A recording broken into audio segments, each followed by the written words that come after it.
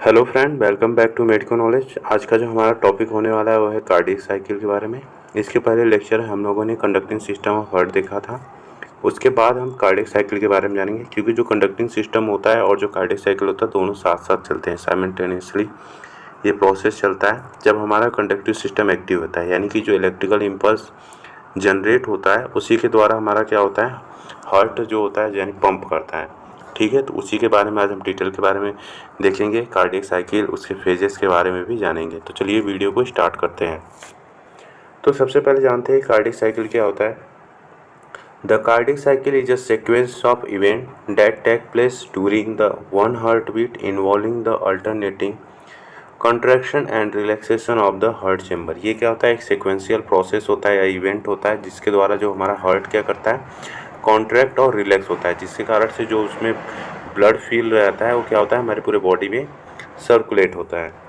During each cardiac cycle blood is pump through the heart ensuring that it circulate eventually through out the body. यानी कि क्या होता है, जब हमारा कार्डियक साइकिल चलता है तो हमारा ब्लड जो भरा रहता है हार्ट चैम्बर में वो क्या होता है, पंप आउट होता है, हमारे बॉडी में सर्कुलेट होता है, जिसके कारण से उसको प्रॉपर अमाउंट में क्या हो, उससे न्यूट्रिशन मिल सके या फिर एनर्जी की जो भी रिक्वायरमेंट हो रही है, ऑक्सीजन की रिक्वायरमेंट हो रही है, वो प्रॉपर तरीके से हमारी टिश्यू को मिल पाए।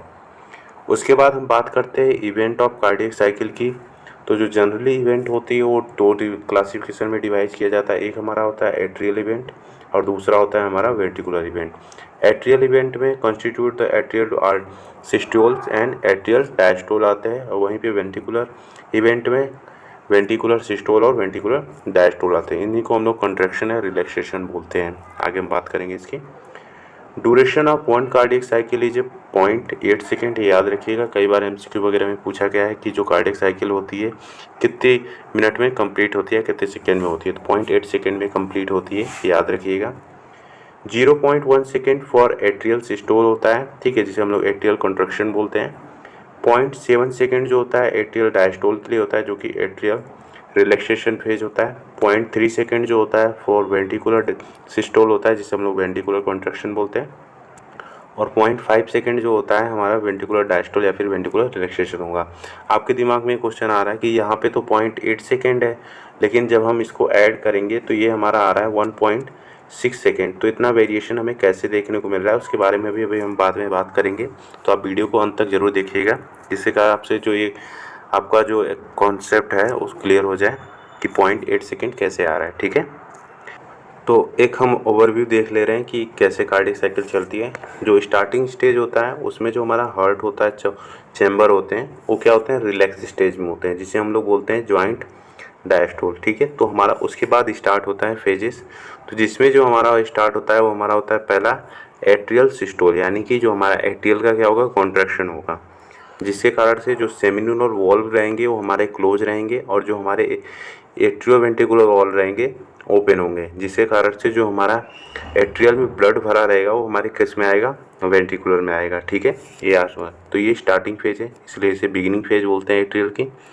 फिर उसके बाद सेमिनुलर वॉल्व कंटिन्यू क्लोज रहेंगे और जो हमारा एडवी वॉल्व रहेगा वो ओपन रहेगा, जिसके कारण से एट्रियल सिस्टोल जो होगा वो कंटिन्यू होता रहेगा। ठीक है, ये कंटिन्यू प्रोसेस होगा, कॉन्ट्रैक्शन कंटिन्यू होता रहेगा, जिसके कारण से जो ऑरिकल्स में या फिर जो हमारे एट्रिया में ब्लड भरा रहेगा वो हमारे वेंट्रिकल में आएगा। उसके बाद हमारा स्टार्ट हो जाता है वेंट्रिकुलर सिस्टोल, बिगिनिंग होता है, जिसके कारण से जो सेमिनुलर वॉल्व होते हैं वो क्लोज रहते हैं, लेकिन एवी वॉल्व भी धीरे धीरे हमारा क्या होता है, क्लोज होने लगता है उस फेज में, और एट्रियल क्या होगी, हमारा रिलैक्सेशन फेज में जाने लगेगा। ठीक है, उसके बाद जो आता है हमारा वेंट्रिकुलर सिस्टोल होता है, कंटिन्यू चलता रहता है, जिसके कारण से जो वेंट्रिकुलर वॉल होगी वो कॉन्ट्रैक्ट करेगा और जो उसमें ब्लड भरा रहेगा वो हमारे कहाँ जाएगा, बॉडी में जाएगा। तो इसमें बॉडी जाने के लिए सेमिनुलर वॉल क्या होंगे, ओपन हो जाएंगे, और जो हमारा एवी वॉल्व होगा वो हमारा क्लोज रहेगा। वेंट्रिकुलर वॉल कंटिन्यू कॉन्ट्रैक्ट करेगा, जिसके कारण से जो ब्लड होगा वो हमारे कहाँ जाएगा, बॉडी में सर्कुलेट करेगा। फिर उसके बाद जो हमारा फेज आता है वेंट्रिकुलर डायस्टोल होता है, जिसमें क्या होता है, सेमिनुलर वॉल क्लोज हो जाते हैं और जो हमारा एवी वॉल होता है वो हमारा ओपन हो जाता है, जिसके कारण से जो वेंट्रिकुलर वॉल होता है स्टार्ट रिलैक्सिंग, यानी कि अब वेंट्रिकल रिलैक्स हो जाएगा और जो हमारा एट्रियम होगा वो क्या होगा, कॉन्ट्रैक्ट होने लगेगा। ठीक है, तो उस फेज को हम लोग बोलते हैं डायस्टोल। ठीक है, तो ये कुछ फेज था, ओवरव्यू था, इसको हम डिटेल में देखेंगे अभी। तो अब हम फेजेस के बारे में जानते हैं कि कार्डियक साइकिल के फेज की डिटेल में देखेंगे। तो सबसे पहले जो फेज होती है उसमें क्या होती है, एट्रियल सिस्टोल होता है जो कि 0.1 सेकेंड का होता है। याद रखिएगा, ये भी कई बार पूछा जाता है जो एट्रियल सिस्टोल होता है उसका कितना ड्यूरेशन होता है, तो 0.1 सेकेंड होता है। वहीं पे अगर हम बात करें वेंटिकुलर सिस्टोल जो होता है वो 0.3 सेकेंड का होता है। और जो हमारा जॉइंट डायस्टोल होता है जिसमें हमारा एट्रिया और वेंटिकुलर दोनों ही क्या होते हैं, रिलैक्स स्टेज में रहते हैं, उसे हम लोग बोलते हैं जॉइंट डायस्टोल, जो कि 0.4 सेकेंड का होता है। तो ये भी आप याद रखिएगा। अब दो फेज इसमें और आते हैं जिसमें हमें साउंड सुनाई देता है जब हमारा एवी वॉल्व जो होता है, जो एट्रियो वेंटिकुलर वॉल्व होता है वो क्लोज रहता है, तो उस साउंड को हम लोग बोलते हैं लब। ठीक है, ये फर्स्ट साउंड होता है हार्ट की, उसे हम लोग बोलते हैं लब। सेकेंड साउंड जो होता है उसे हम लोग बोलते हैं डब। ये कब सुनाई देता है, जब हमारा सेमिनोलर वॉल्व क्लोज रहे, तो हमें वो सेकेंड साउंड प्रोड्यूस होता है। ठीक है, अब एक एक को डिटेल में देख ले रहे हैं। जो हमारा वेंटिकुलर सिस्टोल स्टार्ट होता है, ठीक है, तो उसमें कई फेजेस आते हैं। तो उसमें सबसे पहला जो फेज आता है वो हमारा होता है आइसो वॉल्यूमेट्रिक कॉन्ट्रैक्शन फेज। ठीक है, जिसमें हमारा जो ऑल वॉल्व होते हैं क्लोज रहते हैं, यानी कि जो जॉइंट डायस्टोल की कंडीशन थी जिसमें सारे चैम्बर क्या रहे थे, रिलैक्स हो रहे थे। ठीक है, सभी वॉल्व क्लोज रहेंगे। Ventricular undergo isometric contraction and pressure in वेंटिकल is increase. ठीक है, तो वेंटिकल में क्या होगा, प्रेशर इंक्रीज हो जाएगा। फिर उसके बाद हमारा आता है इजेक्शन फेज आता है, जिसमें सेमिन्यूलर वॉल्व हमारे ओपन हो जाएंगे और वेंटिकल क्या करेंगे, कॉन्ट्रैक्ट करेगा। ठीक है, ये हमारा हार्ट का चेम्बर हो रहा है, ये 4 चेम्बर है। तो ये हमारा जो है वॉल्व हो रहा है, यहाँ पे बीच में पढ़ा जाता है सेमिन्यूलर वॉल्व होगा, यहीं पे पूरा सर्कुलेट होकर कहाँ जाएगा, बॉडी में जाएगा। तो यहाँ भी ये वॉल्व जो होंगे ओपन हो जाएगा और जो भी वेंट्रिकल में ब्लड रहेगा वो इसमें से सेमिन्यूलर वॉल्व यानी एरोटा से हमारे पूरे बॉडी में सर्कुलेट हो जाएगा। ठीक है, blood is the rejected into the aorta. ठीक है, इजेक्टेड होता है, सॉरी पे गलत लिख दिया है, इजेक्टेड इनटू द एरोटा होगा, आप करेक्ट कर लीजिएगा इसको। उसके बाद जो हमारा फेज आएगा वेंटिकुलर डायस्टोल आएगा, यानी वेंटिकुलर हमारा रिलैक्सेशन स्टेट में जाएगा। तो प्रोटो डायस्टोलिक होता है, पहला स्टेज होता है, first stage of diastole. Ventricle relax and semilunar valve और close by end of this period. ठीक है, जैसे ही पीरियड ये एंड होगा और सेमिन्यूलर वॉल क्या होंगे, क्लोज हो जाएंगे। फिर उसका नेक्स्ट फेज आता है हमारा आइसोमेट्रिक रिलैक्सेशन फेज होता है, ऑल वॉल्व और क्लोज रहेगा इसमें। ठीक है, ventricular undergo isometric relaxation and pressure in वेंटिकल produced, क्योंकि अब वेंटिकल में ब्लड है नहीं, ब्लड तो सारा बॉडी में सर्कुलेट हो गया है, तो क्या होगा, हमारे यहाँ का प्रेशर जो होगा वो डिक्रीज हो जाएगा। ठीक है,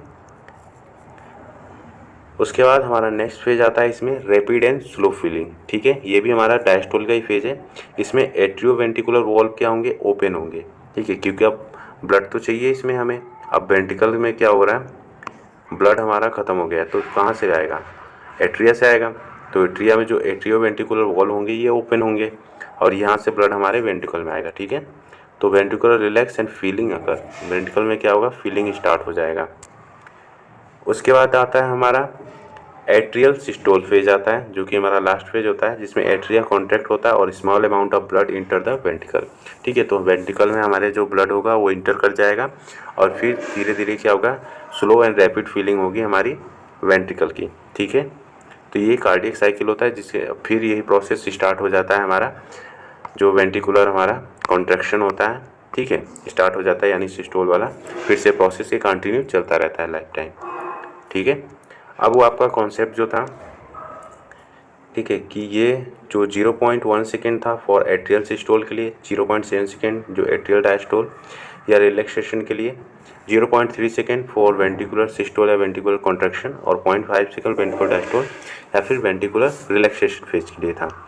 तो उसमें इनका अगर हम सम कर रहे हैं तो 0.6 सेकेंड आ रहा है। ठीक है, लेकिन ये क्या करता है, ये प्रोसेस जब भी चलता है कार्डियक साइकिल, तो इन प्रोसेस में क्या होते हैं, सम फेजेस और एट्रियल वेंटिकुलर क्या एक्टिविटी होती है, ओवरलैप करते हैं, एक दूसरे को क्या करते हैं, ओवरलैप करते हैं। जैसे कि मान लीजिए ये हमारा चैम्बर है, अब इसमें से क्या हो रहा है, ब्लड खाली हो रहा है। ठीक है, लेकिन ये पूरी तरीके से खाली नहीं हुआ है, तो यहाँ से क्या हो रहा है, ब्लड फिलिंग भी स्टार्ट होने लग रहा है।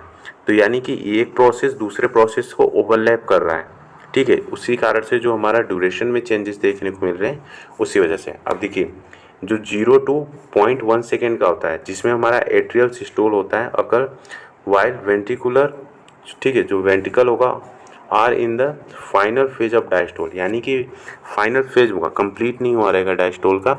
इसके वजह से क्या कर रहा है, ओवरलैप कर रहा है दोनों प्रोसेस एक साथ। एक तो हमारा वेंट्रिकुलर सिस्टोल हो रहा है, कॉन्ट्रैक्शन हो रहा है, और दूसरा हमारा जो एट्रियल सिस्टोल हो रहा था या फिर कॉन्ट्रैक्शन हो रहा था, दूसरा जो हो रहा था हमारा वेंट्रिकुलर डायस्टोल, यानी रिलैक्सेशन स्टेज में जा रहा था। ठीक है, गया नहीं, पूरी कंप्लीट नहीं हुआ था, पार्शली या फिर हो गया था। ठीक है, उसके बाद 0.1 सेकेंड से 0.4 सेकेंड जो होता है वेंट्रिकल सिस्टोल होता है। During this period the atria are already in diastole phase, यानी कि इसमें भी दो फेजेस ओवरलैप कर रहे हैं। एक तो हमारा क्या चल रहा है, वेंट्रिकुलर सिस्टोल चल रहा है, दूसरा हमारा क्या चल रहा है, एट्रिया डायस्टोल स्टेज में जा रहा है। ठीक है, उसके बाद 0.4 से 0.8 सेकेंड का जो ड्यूरेशन होता है बहुत atria and ventricular in diastole, यानी कि रिलैक्स फेज होता है, प्रिपेयरिंग फॉर नेक्स्ट साइकिल।